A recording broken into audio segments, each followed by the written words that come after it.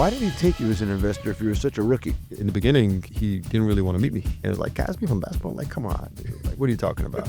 Really? What do you know about cloud security, posture management? What do you know about data backup? How can you help me? Why would I take money from you when I have this other option? It's a very competitive landscape. You have to be 10x more intense about things and to provide value and to prove your worth. So it's an ongoing thing. But you can't come to a game and play against LeBron James and expect just to show up and perform at the highest level. He's going to crush you. You're at 20-30% capacity? Yeah. Watch out, world. One of the Jewish kids came over and said, Omri, because of you, I'm proud to say I'm Jewish at school. I was like, what? Dude, I never thought about this. I didn't start playing basketball because of this. I always thought I loved the game of basketball, but today I think I love the work and the competition of things. I see the same thing in venture. I love the work around things, of pushing yourself to the limit and climbing the mountain in many ways, rather than the game itself. Welcome to our next episode of Invested. I'm thrilled to be here with my friend Omri Casspi. Good morning, Omri. Thank you. Good morning. All right, we'll get into a whole bunch of things afterwards, but actually on my way driving in, I saw that you tweeted Denny Avdia's move and poster dunk. Poster dunk, first one. Yeah, I love it. That's his first, you think? First one. That's it. That's what he said after the game. That's what he said. So I'm First, counting on it. Poster dunk. And I read the tweet, and I knew we were coming to have this conversation today. And I said, you must feel like the father of all these players in the NBA, these Israeli players in the NBA. Totally. I love Denny, and I was fortunate to play with him when I came back to Israel. So kind of nurture him a little bit in the sense he was 17, 18 at the time. And obviously we had big dreams for him. And every morning I wake up in the morning, I want to kind of read the box score and I want to see how many points he scored. That's amazing. And now, so you were the first Israeli NBA, player in the NBA. And I really want to spend most of our time talking about venture capital in the NBA. And now there's Denny, and there's this guy, Danny Wolf, who's now playing for Michigan, who's coming, and Ben Saraf, who's probably coming in the draft also. Yep, totally. How does that make you feel? You're like the trailblazer. Yeah, I interestingly enough, I think, kind of looking back at things, I think opening a market was a big thing for me. Obviously represent my country and being the first one to get drafted in the first round and play for 10 years. And if I have even a small percentage of kind of people's dreams and players' dreams to play in the league, and I think it's the biggest accomplishment of my life in that sense. So having Danny there, and I think it's all kind of relates to venture also in that sense, where if you look at some of the bigger companies coming out of Israel in the last couple of years, folks are now dreaming of building generational companies. So in that regard, from sports perspective, we had Gal Mekel and Denny, and we have Ben Saraf, and I'm meeting kids at 15, 14 years old now saying, hey, I want to be in the NBA. When I was playing, I remember everybody was trying to put these different boxes upon me, or like, oh, how about you just make it to the first league and you be an Israeli basketball player, like, what are you even thinking about? Like, EuroLeague? Come on, you're crazy, and now I'm seeing kids, and I love it. I think the fact that they're dreaming about it and they're setting high expectations and goal for themselves, I think we're going to have more players to go out and play in this league. That is exactly where I wanted to head. So thank you for making my job really easy today. When we did the first presentation for Aleph in 2013, one of the things we wrote there is you could build generational companies in Israel now, $10 billion companies, etc., which wasn't dreamt of before that. Why? Because the first ones that happened, there was Checkpoint, there was then Wix, and a couple of others. There was a small number, but it was just having like these icons.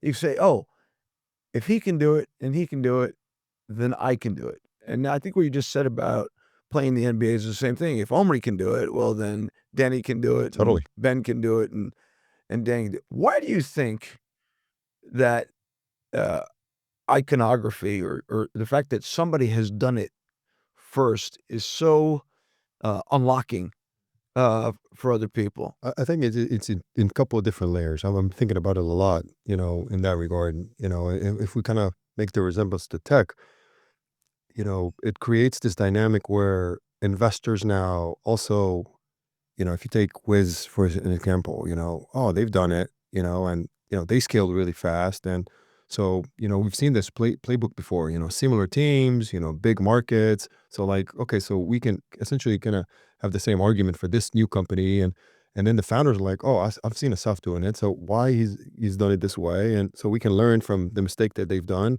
and take some of the good things that they've done, and essentially capitalize on it. So one of my companies has raised more money in a shorter period of time than Wiz, and Which company? it's a company called Eon. So essentially they're going after data backup, and it's a similar story from a team construct, right? They sold businesses before, they've been in Amazon, they manage data backup and storage for Amazon globally, and now they're going again, like, we're going to build this massive data backup and storage platform. And there's many other things we can build along the ways of that. And so investors are, have more confidence in, oh, this has been done before, so we can, make a compelling argument to invest in this company, right? So I think if we And pay a higher price. and pay a price, Yeah. and essentially you always buy the future, right? We're capitalists, and so listen, it never really adds up. The valuation of a company, especially from a financial standpoint, it doesn't really adds up. It's like, at the end of the day, you always buy the future of it, right? And to a certain point, at some point you got to meet the market, and essentially you want to get, it'd be publicly traded, and then you got to make the compelling argument to what the valuation of the company is, right? But in the early stage other things, you always buy the hype.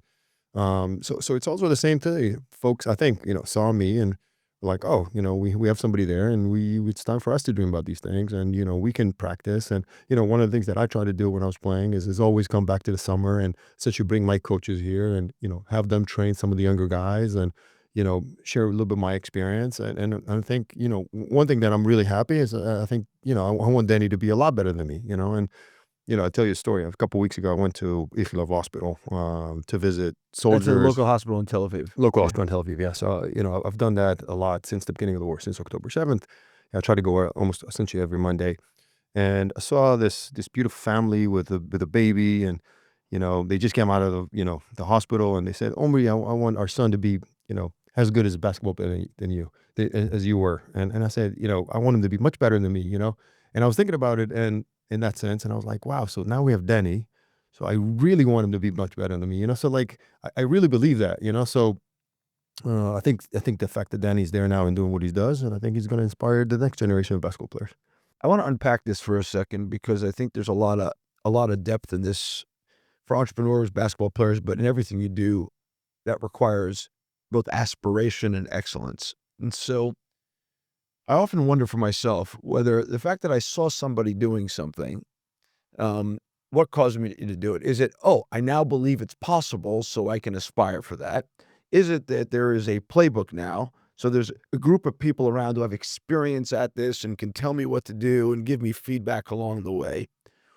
Or, which I think a part of a point you're making about investors, there's now a supporting cast around that enables an ecosystem to develop that almost expects and demands this of the person. Which do you think it is mostly?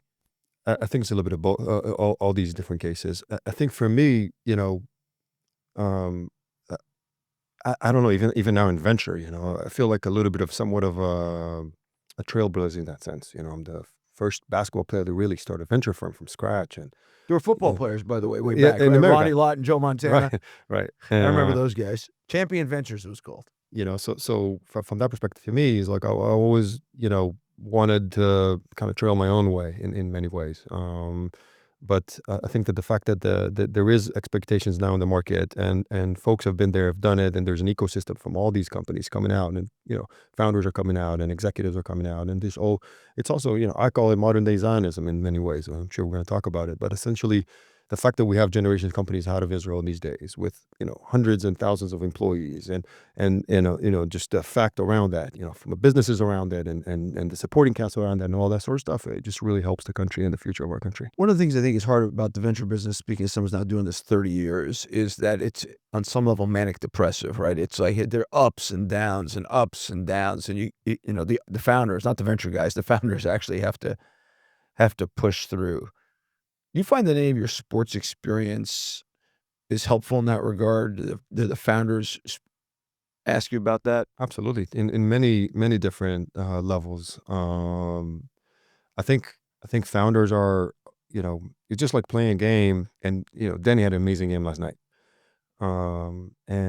And guess what? Tomorrow he's going to have a morning ritual practice, and there's younger guys coming and trying to take his spot. That's just the nature of the most competitive basketball league in the world, right? And and there's folks on the bench, even though they're very happy for the success of Danny and the success of the team, they want to get their own minutes and so on and so forth, right? So you always got to be on edge in that sense of always proving yourself. And so, for example, like one of our companies, whatever, raised a round, so obviously it's a milestone that you should celebrate, and you should celebrate small wins. But in the other day, we wake up the next morning, and you have to prove yourself. There's a new cap table, there's more investors, they want, they're pushing you.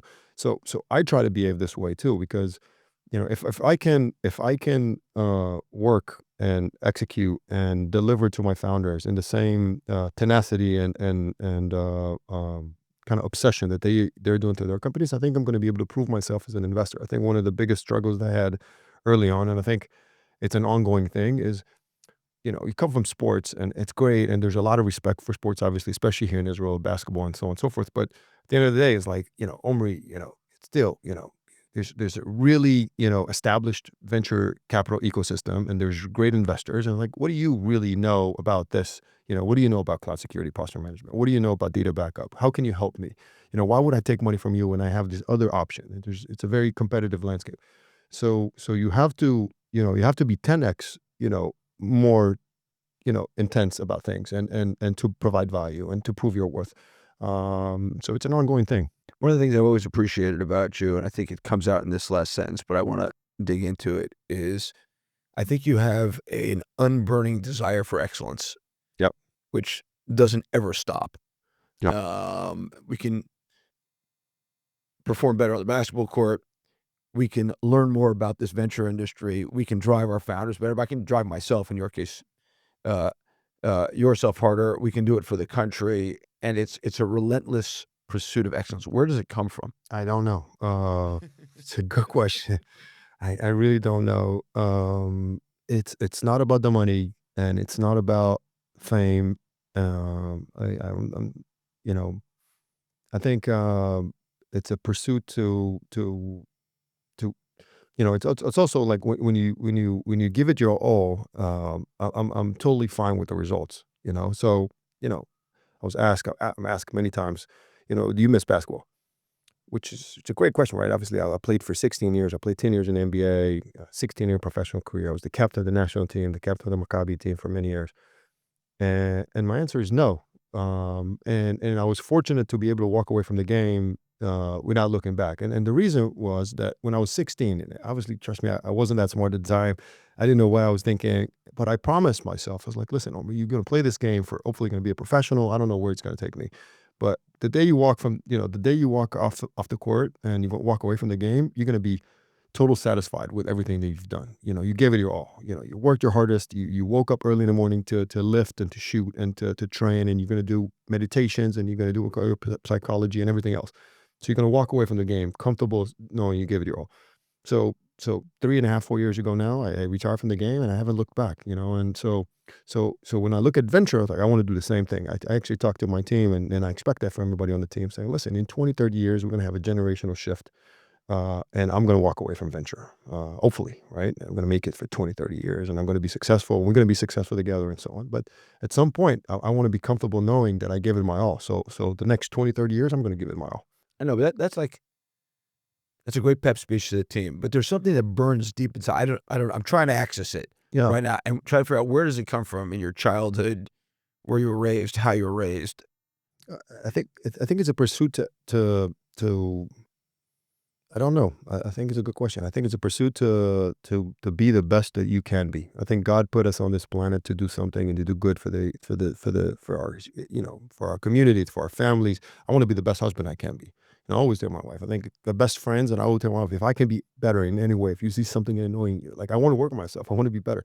So it's just like, it's an ongoing thing on everything. It's on our deck, and it's on our website. I want it to be beautiful, and I want it to be the nicest it can be, So it's like, it's on everything that we do. It's like, I want to make sure that every company, like, when we work with our founders, we're so customer obsessed in that sense of our founders' obsession. We're like, I want to know that we're by far the most helpful for our founders. We have to build an identity. So it's an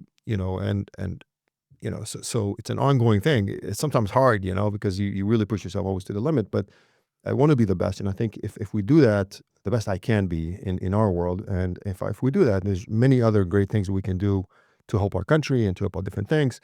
That kind of like what drives me.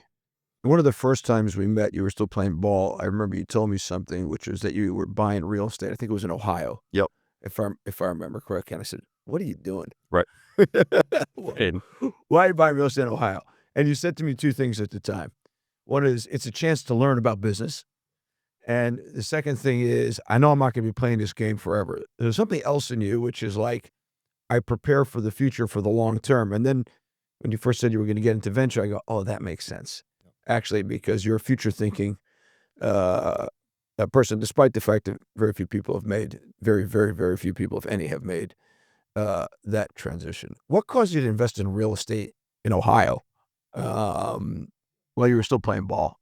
I wanted, it's like, life after basketball is like essentially like you prepare for a game, in many ways. You can't come to a game and play against LeBron James and expect just to show up and perform at the highest level, right? Because if you don't do the work, if you don't lift weights, if you don't shoot, if you don't wake up in the morning and you stretch and you massage and you eat properly and you prepare for a game, he's going to crush you. He's going to crush you most times anyway.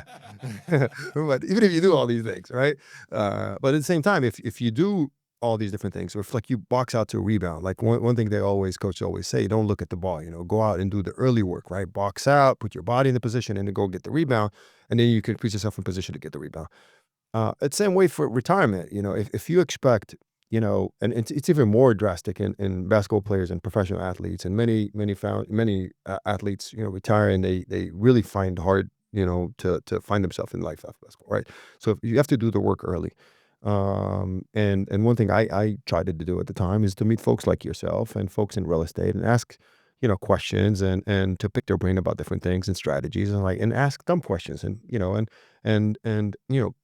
while you're playing, I had a unique position, being the first basketball player from Israel. So folks were really nice and I was fortunate to meet them even after life, yeah, after basketball. But while you're playing, folks want to meet you. They want to spend time with you. I think the NBA have started this player, through the player association at the time, like this rookie transition program. And one thing that they, essentially was like you bring 50, rookies every year to this camp out of New York, and they teach you about the league and media and so on and so forth. So one thing that they told us was like, you guys are gonna make a lot of money in the NBA. There's guys sitting courtside that make much more money than you. They're billionaires and multi-billionaires, right? You play for the Warriors, you see Elon Musk, you see Mark Zuckerberg, right? Folks that worth $200 billion. So try to, get interaction with them, ask them questions, meet them for coffee. Doesn't mean you have to do that every day, 5 days a week, but even if you take an hour a month, that you can just pick somebody else, brain and prepare for life after basketball, it can go a long way. So one thing that I wanted to do was like, listen, real estate is somewhat, if you don't over leverage and you buy in good ocean view properties and you can buy in great locations, it's a very solid investment that they can, perform well for yourself and going to create this like, just consistent income of capital. When you retire, you're going to be able to kind of decide with no pressure what you want to do in life. So at that time, I think it was the right decision. I was fortunate to have a really amazing partner and we did it together and we still do to many extents. And that was kind of the thesis at the time. I know, but so few people do it. Why'd you do it? I was always very intrigued by the business world. And I've seen many examples, especially in America, where folks retired from the game and they, I think could have made better decisions in that sense of kind of building their future life after basketball. So I wanted to build future for myself and my family in a solid conservative investment where, we can essentially, take a year off, my wife and I and the kids, to decide what we want to do and not to have any pressure to make decisions. You weren't even married at the time you started buying the real estate, if I remember correctly. Am I Yeah, right? but yeah, but I was thinking ahead. Yeah, I see. That's a recurring theme that I'm trying to get at. Like, where does it come from? Like, I've had the fortune of meeting a lot of athletes. I think I've met. There's clearly more, but I've met two who stand out as having to do. You and Shane Battier, Oh, Shandy's great. right? Of all the athletes, two stand out as being what I would call incredible students of the game and the world around it, and the business world around it, and understanding the power of team, Yep. and this kind of incredible forward thinking, striving for excellence at the same time. I'm sure there are others. Yep. Where does it come from? I think I hate being if I don't climb the mountain, I'm falling back. Interesting. I can't sleep at night. If I even now I feel like I'm at 20-30% capacity and I'm not climbing the mountain. You're at 20-30% capacity? Yeah. Watch out, world. That's what at least we think, but and it drives me crazy. Like over the weekend, I was talking to my wife about this. Like, listen, I'm at 20% capacity, 30. I needed, like, I don't move, and this drives me crazy in many ways. So I don't want to do anything crazy, or I don't want to do anything extreme, and I want to be very conservative how I build things. But at the same time, I feel like, right now you can't be stale on a mountain. Like, you're either climbing up or you're climbing down. Right now, I feel like we're somewhat, climbing, but not in the pace that I want to climb. So this thing just burns my stomach where I'm thinking about these things. Quick question before I move on to Sheva and Swish. So you played for the Kings, the Rockets, and the Warriors. Any team you wanted to play for, you didn't play for? I was the biggest Michael Jordan fan at the time, when I was growing up. Michael was the idol, it was the perfection of basketball player. I think his peak was the best peak of any basketball player, athlete of all times. I think LeBron maybe had the longest career in many ways, doing what he's been doing for 20 something years. It's Unreal. just unreal. But the peak was Michael's. So the Bulls was always my kind of favorite team growing up, at that time. But one thing that you learn when you become a professional basketball player is that you became somewhat, these things. You play for the Kings and the Warriors. So obviously I love the teams that I played for, and I love the people there. Many people have changed over the years also, but at the same time, like, I have affinity and love for the fans and teams that I played for. The Warrior team, you want also, we should say, won the NBA Yep. championship. Yeah, I think it was the peak of my career in many ways. Also, it's like one thing that you learned, the hard way, is that you can essentially be in March 5th or something and play amazing for the Warriors, and then 2 weeks later you get hurt, and then it's an unfortunate situation. We don't play for the playoffs, and it's like you come to the locker room and you see Steve and Steph and Draymond and KD and 4 or 5, maybe 5, 6 Hall of Famers in your locker room, right? So you play with the best players of all time, and you want to be there for the battles of the playoffs. And it's unfortunate, I almost broke my foot. That's actually the perfect segue, because I think, one of my great frustrations of my venture career is, you have a lot of founders that get very, very, very, very far, and then something happens. Market turns, crash, a competitor comes out, or you played that incredible season and then you get injured and you'll get to play in the playoffs. How do you deal with that mentally? And how do you help founders deal with those frustrations mentally? It's easier said than done in many ways. You know, I think being an athlete and being an NBA player is a close comparison to being a founder. I think the only caveat to that would be probably you just play in the eyes of the public for all these different years, right? It's like, if you get hurt and you get hurt for the Warriors. I mean, you go back to Israel and it's like literally every step of the way, every step in the morning you go out of coffee, as people are like, hey, it sucks, or you should have done this, so it's part of it's essentially like, like a public, maybe like a publicly traded CEO. It's like folks are always, Interesting. at the edge of things.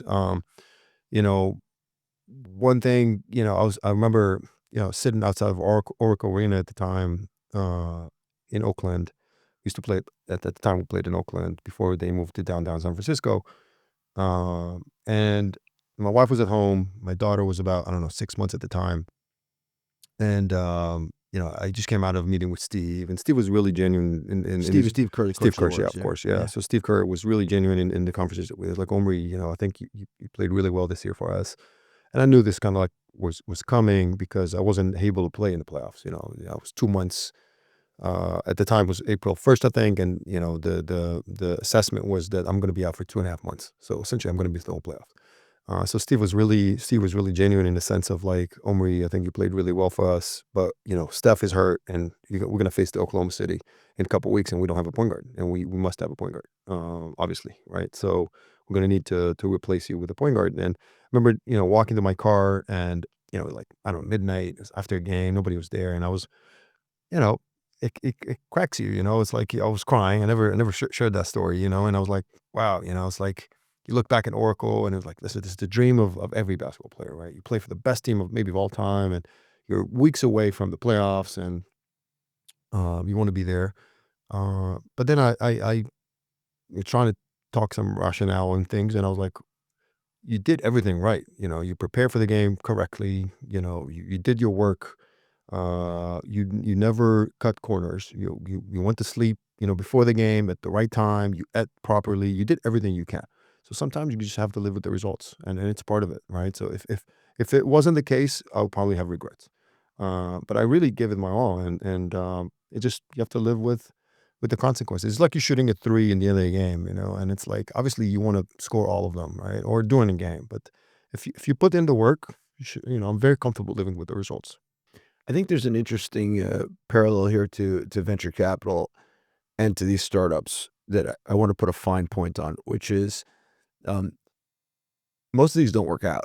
Yep. Just like most people don't make the NBA championship or the playoffs. A tiny percentage of them uh, work out. And sometimes you can put in all the work as an entrepreneur and think you're doing everything right. Maybe you are. But the gods of the market, competition, technology changes. Right. Everything moves so quickly, and particularly today, that you could end up with a zero in the venture business. Yep. Even though you think you're on the way. I mean, not in my career, I've seen things that have been marked up to hundreds of millions of dollars and end up as a zero. By the way, I've seen some things that were marked to zero and ended up as billions of dollars. And it's the journey matters. The journey matters. We can't control the outcomes Totally. all the time. Okay, tell us about the venture fund. I think First of all, tell us about the name of the venture fund. so. Swish. We started as Sheva. Sheva means a lot to me. It's a 7 day of creation. My daughter. Sheva, just to be very clear, Sheva in Hebrew is seven in Seven. English. Totally, So, yeah. so it means seven. 7 means the 7 day of creation, and I wanted to start something new. My daughter Sarai was born July 7th, 17.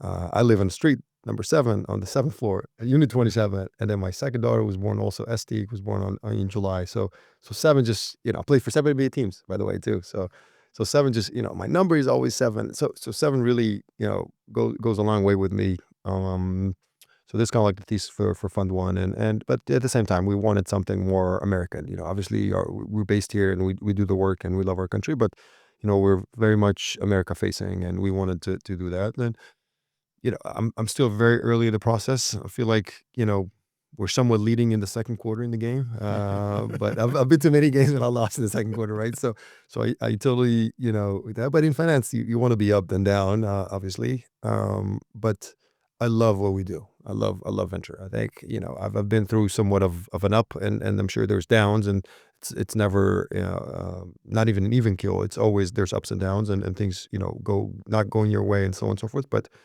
the fact that we're able to interact with amazing founders and to be as assistant to them and advise them in things and to pick their brains about stuff. These are the most intellectual the smartest intellectuals that I've been around, and they see the future and they want to conquer the world. It's an amazing job, and I'm very fortunate to do that. How big was Sheva? Sheva was 36 million. How big and is Swish? Swish is just 60 more. So total we're managing almost 200, so 180. $180 million under management. Walk us through a couple of the portfolio companies that you say, I know we love all our children. I know. Of course. I do this all the time. But Yeah. but give us 2 or 3. Yeah. So give people an idea of what you're investing in. So the last 3 years since we started is that everything is on steroids in many ways. Where you have to understand what you like, which type of companies you like, what type of industries make sense, what type of industries the public market likes, and so what type of founders you like, and to ask questions and to build an identity in the ecosystem. Am I a contrarian, or am I going after established markets? Who am I?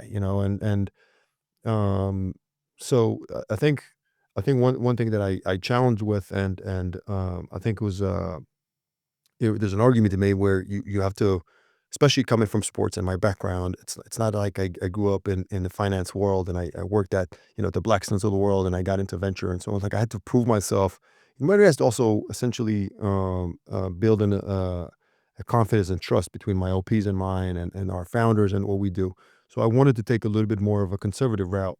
I mean, as conservative as you can be in venture, obviously, as you know, it's not very conservative, but in many ways, kind of go after more of established markets with repeat entrepreneurs and folks that have been there, have done it, and now they want to build a massive company. So some of our leading companies, my second company that I invested was this company called Upwind.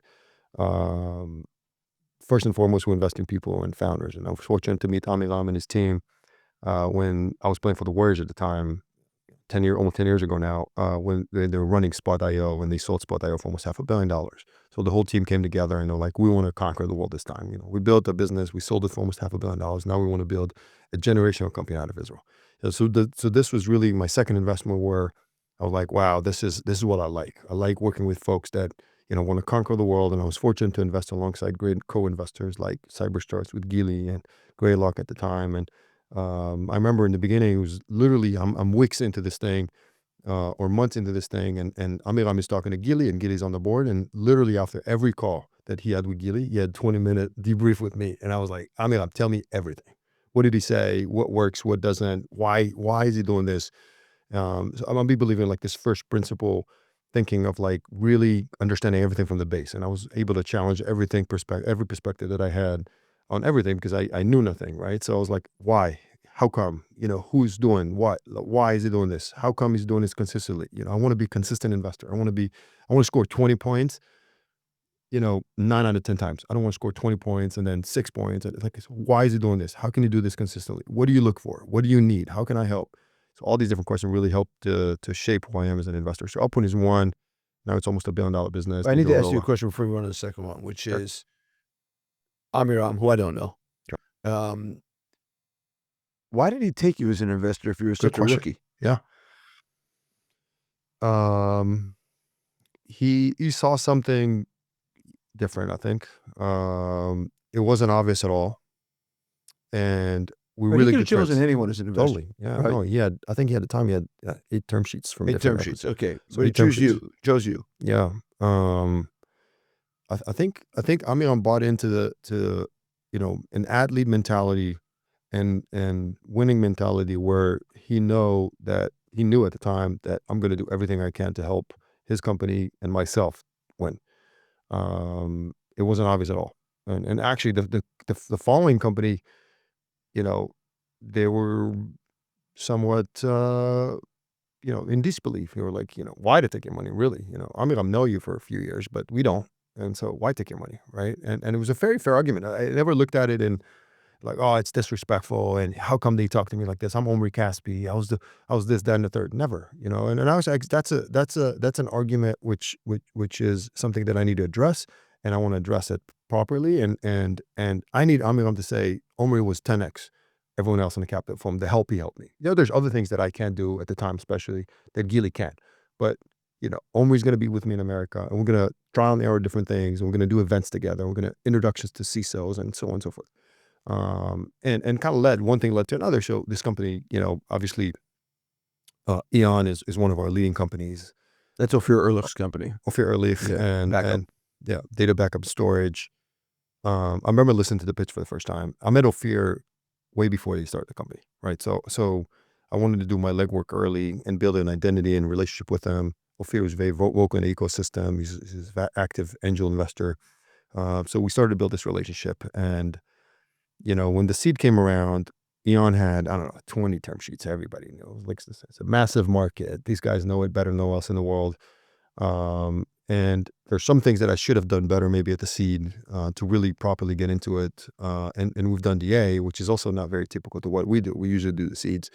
But they're going after cloud native data backup and storage. We're kind of like next generation of Rubrik, Cohesity. So we've done a lot of work on the market. It's like one thing that we like to do is do a lot of work on the market and essentially hopefully invest in the best team to conquer this thing. But Ophir really bought into the story. It was already had some proofs in the market, but it's like one thing that I always say is like this: it doesn't matter. Like you're always good as your next game in many ways. Like Ophir, Danny scored 20 points last night or whatever. You gotta do it again, and you gotta do it again. So Elon, now it's almost it's a unicorn. It's the fastest unicorn in Israeli history, going after a massive market. Still ways to go. We're gonna work really hard.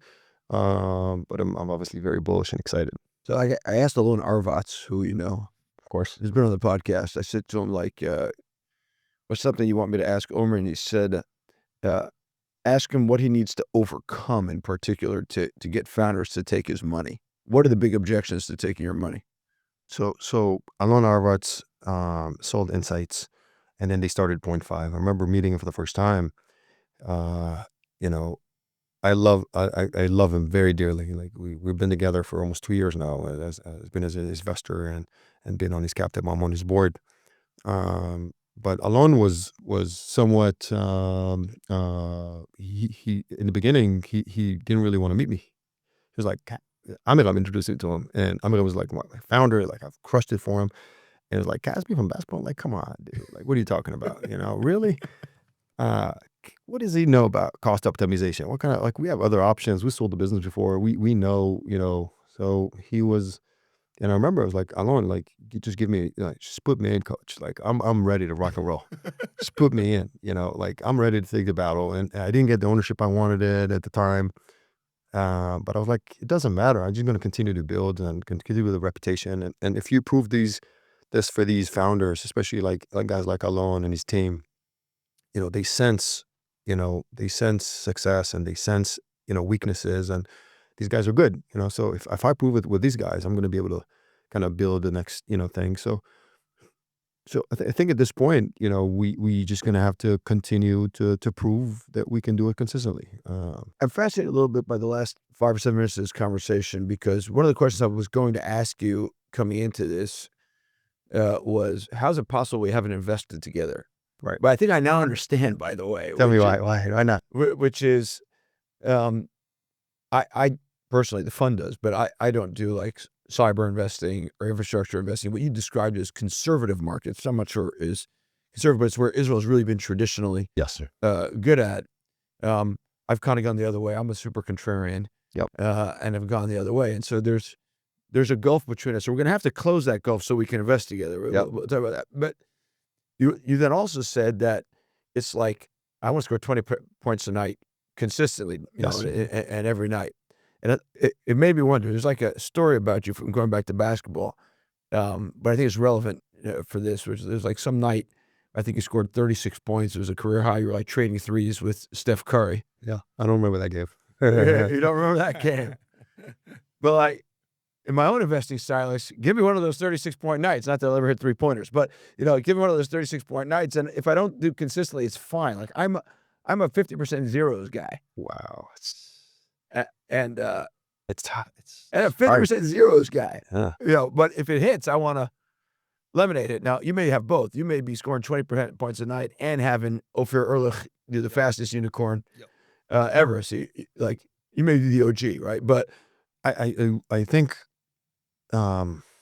it's a good like, obviously, I've read a lot of Peter Thiel's books. Big fan, and venture at the end of the day is a game of outliers. I have my biggest position these days is at Elon. Obviously, the company is really scaling. I think where I want to be as an investor is that if I look at my portfolio, and I'm going to be fine with having some misses, I'm going to have some things that are early or struggling. I'm going to have some really good hits and some big winners, and if I can essentially, obviously it's easier said than done, and you have to prove it consistently. But if you invest in the best founders and you put yourself in positions in these big markets, I think you essentially can build a portfolio construction where, if you have one big hit out of 10 and 10 zeros, it also means that you must maybe you got lucky in many ways for what I'm trying to do. So I really want to have a couple of really good hits, a couple of amazing hits, some misses, which is fine. It's part of the game. Well, Fear told me to ask you, why do Israeli startups fail? What's your insight? So Fear and I debated this a lot. I guess that's why he told me to ask you the question, right? Yeah. And which means you have two different perspectives, which is excellent. I think, this whole discussion was kind of going back to the same kind of first principle thinking is the argument in venture is that, the first $1 million in ARR and the first revenue has to be founder led. And this has been true for venture for many, many years. So in many ways, though, I invested at Elon, for example, and one of the co-founders is CRO. So he's a founder. He's not the CEO, but he's a founder, and he's an amazing, amazing, amazing guy. Like, I love him, and I spend a lot of time with him. I spend more time with him than Ophir. And Ophir showed a little bit of a different scale and different interactions with customers from the very early days of the company, where he wasn't as I wouldn't say as involved, but essentially he has this trust with his CRO. They've been together at Clown and they've been there for many, many years. Is that the company has really scaled really fast without really the founders really grilling the first $1 million there are. So that always got me thinking. I was like, well, hold on. So there's something weird here. Like, you guys raised 200 million in a short period of time, and the sales team is now over 15 people. We have a CRO from day one. And if you look historically of many of the Israeli startups, especially on like an infrastructure level of things in cybersecurity and so on, how many companies have failed from a technology perspective rather than essentially, growing their revenue and so on? So it was like, okay, if you build a DSPM platform, not disrespecting DSPM or any other platform, but like Israelis, most times they're able to figure out the technology. Yeah, we agree. Yeah. So the technology aspect of things is somewhat, I wouldn't say commodity, but if you look at the construct of a team also, it's like most of the time it's a CEO. There's the VP R&D and CTO, right? These are the usually, constructs. But And they know who all the engineers are and have a clue who the salespeople are going to be. exactly. So hold on. So then I was like, okay, so, but you telling me that the first 20 people in a company, it's always kind of same rough numbers. 19 of them are on the engineering side, and there's one person with no help that he needs to go out and get the first $1 million ARR with, he never sold in America, doesn't know the culture, doesn't know, like a CISO can say, oh, I really like this product, but it may change this. That means he's not buying this thing for 2 years, right? So, but he doesn't know that, he hasn't been there, and nobody really helps him. So this got me thinking. I was like, hold on. So something needed to change a little bit in many ways in that regard. I was like, I think founders and kind of like I was leveraging Ophir experience as an entrepreneur and as a leader, as a thought leader, of like really to be able to maybe change the notion in many ways, where like you have to be ultra focused. So, and then how many companies have closed because they weren't able to get that $1 million ARR in 1 to 5 and 5 to 15 or whatever. Right. And many of the companies fail. That's where they fail. They aren't building to identify the ICP. They're not building a repeatable motion in many ways. So we have to put thought to this, where we need to help our founders. We want these guys to succeed, obviously. We have to help our founders to establish an identity and a sales motion and identify an ICP really early in the life of a company. And I think companies are not failing technological wise, and they need more help on the sales side. And I think in cybersecurity, in many ways, many of the local funds have somewhat, I wouldn't say cheated the program, but in many ways they established this different CISO networks and so on and so forth to really help the founders from the very early days of the company to get that, half Yeah, I $1 think million. Gili Ranan from CyberStarts has perfected this Totally. to an art. Right. And you see that with many of them. So it's like, so what do they really, do in that regard, right? So they're able to introduce their founders to customers in America and help them, bridge the gap to the A. And I think many founders need to understand that they're going to fail most of the time. They're going to fail in sales motion, and they need more help. They need to find a VP sales early. It doesn't mean they don't need to be in the cycle. It doesn't need to talk to customers and so on and so forth, but they need somebody in America. Ophir also told me to ask you, who's the favorite venture fund or partner at a venture fund that you like to work with? I love all my co-investors. He's putting in. The good news, I'm out of the running here because we haven't worked together. No, but I think one thing, we haven't invested together. Right? It's time for us to do something. Time. It's totally time. There's a lot of great investors. I love working with many of them. The way I looked at it at the time, it's just like basketball in many ways. It was like, when you for some reason now we'll go back to basketball, but because you guys have been media trained by the NBA, you're gonna handle this question perfectly. So when you play, it's like, oh, there's this amazing player out of Washington. You have to go see him. So like, okay, great. It's like at some point I'm gonna get on the court. I'm gonna compete. I want to feel him. I want to sense. I want him to prove it, right? In many ways. So it kind of similar to investors in many ways. It was like, it's just great reputations and brands and different things, and folks are great. And I'm like, let's invest together. Let's see, what you bring to the table. And a lot of folks, Gili and folks at Sequoia and Sean and Greylock and Index and Excel and some of the investors that I've been fortunate to invest with, and come in and they prove their worth. They really do. I won't get a name out of you. The best. For Ophir. I need to think, because Ophir, he doesn't just ask questions for the sake of the question. He wants me to find a specific person on his cap table that I love. I mean, listen, I love Sean McGuire, and I think he's been an amazing friend of the state of Israel, and he's done so much work. We were fortunate to bring Elon to Israel Yeah, together. we'll talk about that in a second. I love Gili. I'm a fan. You know, these two really the first ones that come to mind.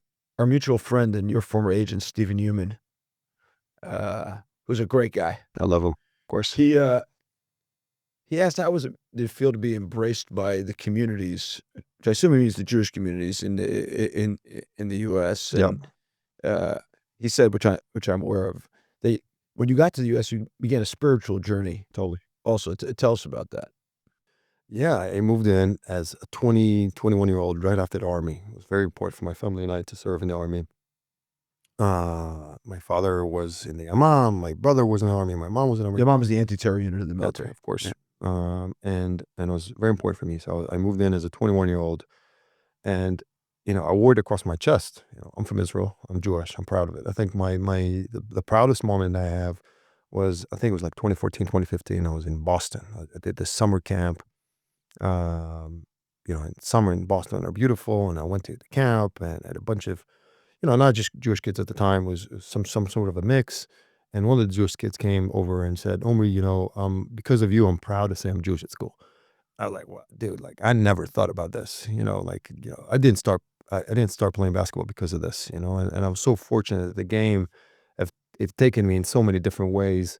So I really wore it across my chest. And I think one thing that bothered me at the time was in Sacramento in 2009. I went to Yom Kippur shul, and as an Israeli, you feel Jewish, It's like, dude, in Israel, everybody here is Jewish, It's like, it's not a big deal, And I went with our head of strength conditioning coach to a shul, and he knew all the prayers. I knew none of them. I don't think I ever been in Yom Kippur shul, never. I've probably been once maybe, but I didn't know any of the prayers. Like, dude, this is not okay that, my good friend Daniel Shapiro, who now is the head of strength conditioning for the Clippers, know all these different prayers, and I know nothing, So I started to, I wanted to feel part of the prayer with my Jewish community in Sacramento. They've been wonderful, every city I went to and every city I played for, the Jewish community really embraced me. So, at some point I wanted to start wrapping filling, and then my wife came about, and it was amazing. We had this amazing journey together of like just living a Jewish life in America. Did you have to go to America to do that spiritual journey? Like it wouldn't happen in Israel, maybe?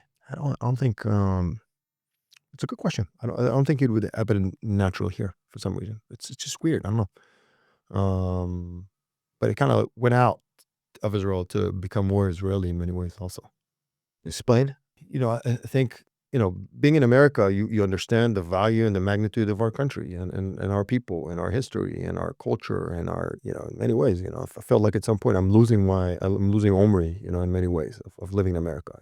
It's very easily to dissimulate in America and to live a different lifestyle, in many ways. And I became the biggest Zionist, and I was proud to represent my country. I was proud to talk to Jewish communities. I was, proud to be, part of this, revolution of Zionism 2.0. And, if our grandparents have came here in 1940s and 50s and built this country from scratch, and they had to build the first, cities and so on and so forth. Now we're able to scale nation, and build generation of companies out of here and employ thousands of people and do, a lot of stuff on, and charity and many other things. So it's an amazing journey, in many ways. So how are you going to raise your children differently than you were raised, given what you've been through?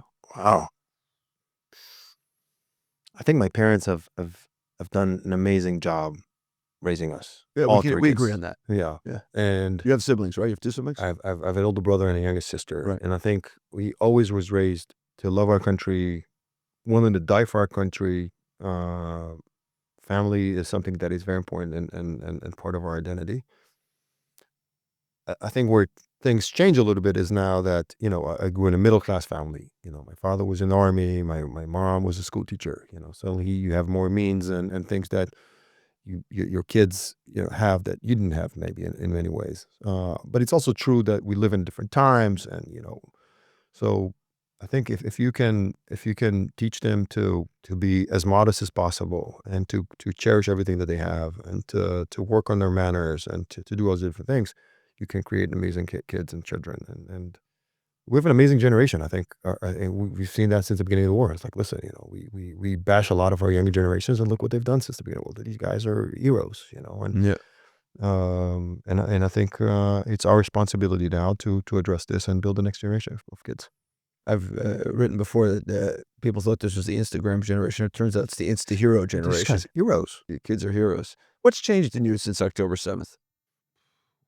A lot, Some of these things, I was, you could argue is like these kids are not as tough as we were. They have Instagram and TikTok, and they spend all this time, and look at them.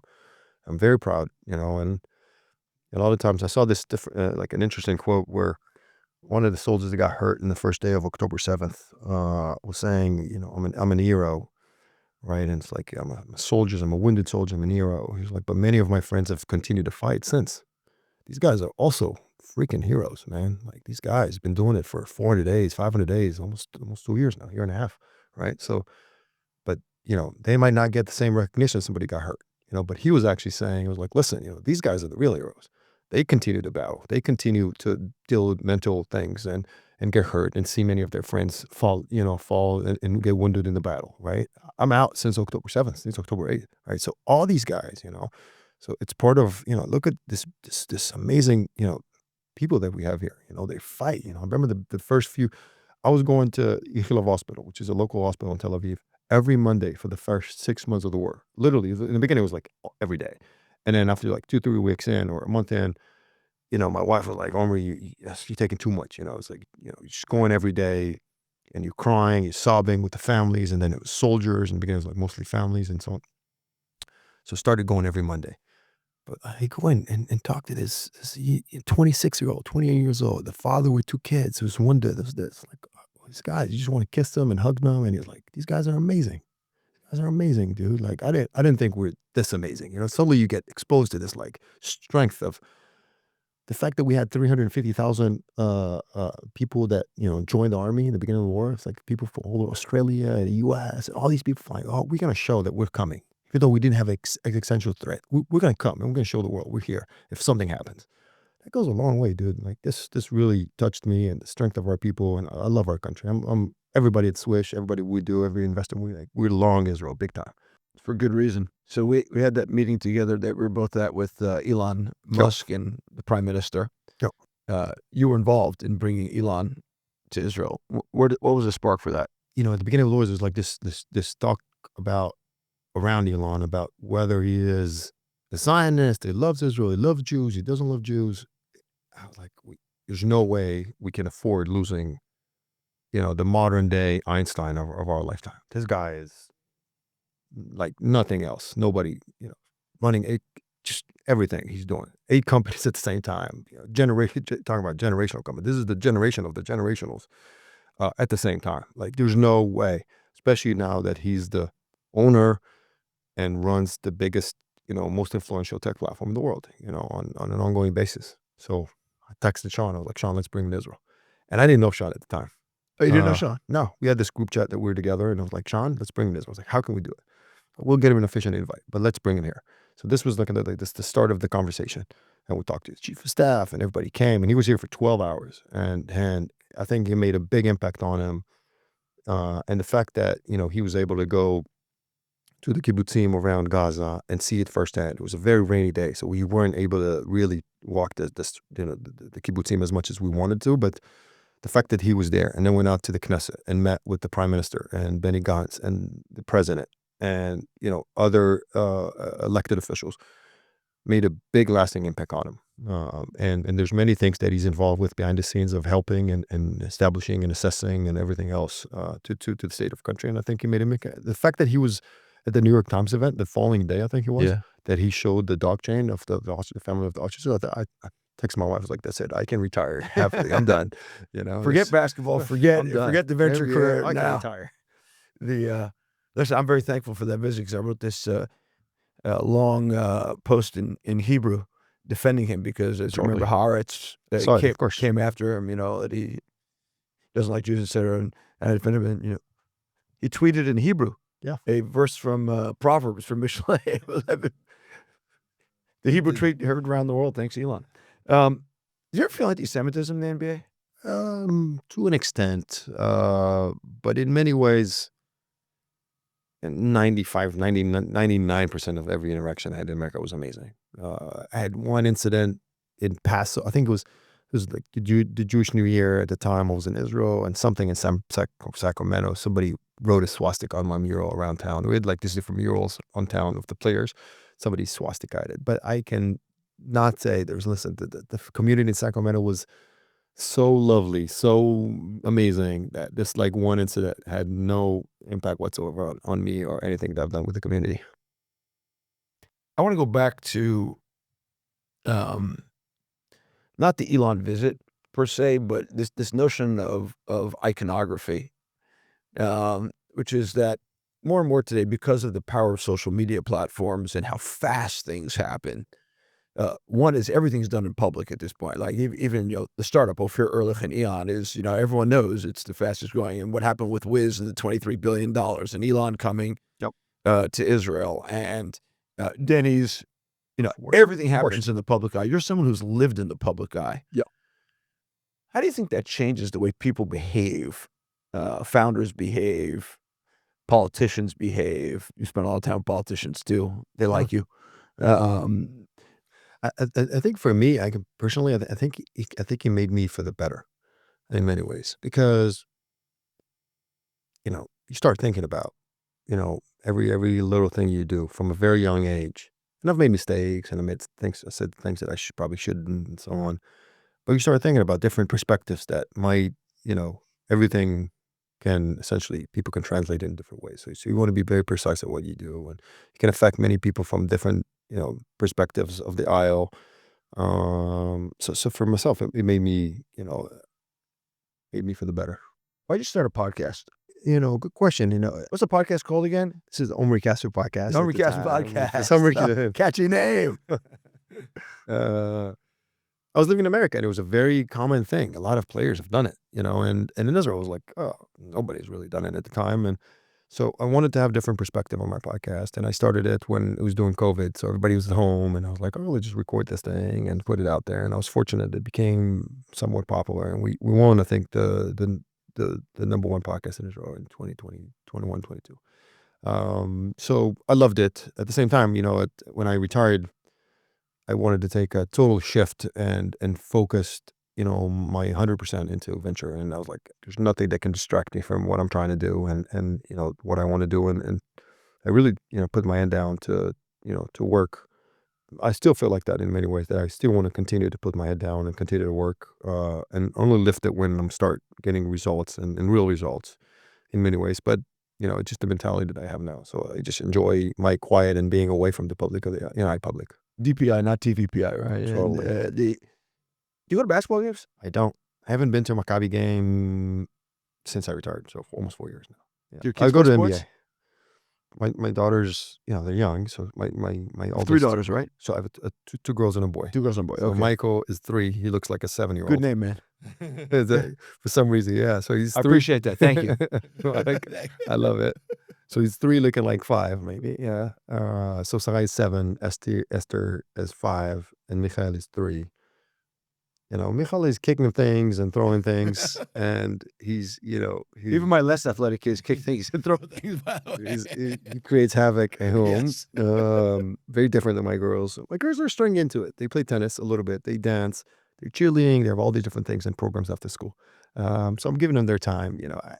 Being a professional athlete is very, very hard. Very hard. So I wouldn't necessarily push them to go that route in many ways. But if they decide, I'm totally going to be there to support. I was at a wedding last night and talking to a well-known rabbi at the thing, and children of is a complicated thing. Yeah. Especially someone, as we talked about at the beginning of the conversation, is so focused on excellence. Totally. As you are. How do you think about that in parenting your kids? My wife and I talk about it a lot, and so you have to examine your child and to see who he is and what he likes, and they're very different. So we really there's this saying in Hebrew being orim letiferet, and tiferet means a combination between being strict in many ways, which is gvura, and chesed, which is being very grateful, and not grateful, I think is Other right. secular translation, parents, Tiferet kind of means glory, but it doesn't really mean, because Yeah. it's a combination of, call it strength or reserve strength, which is gvura, and kindness, which And is chesed. kindness, Yeah. exactly. So I think as a parent, you always have to find this fine line between being strict and you want to have these values and to push them for success and so on, but also give them their freedom. And you have to use, what I like about it also is like you have to use your brain. If you always just strict, it's easy, right? You always just strict. It's easy to, not necessarily easy, but like, you're just going in one speed.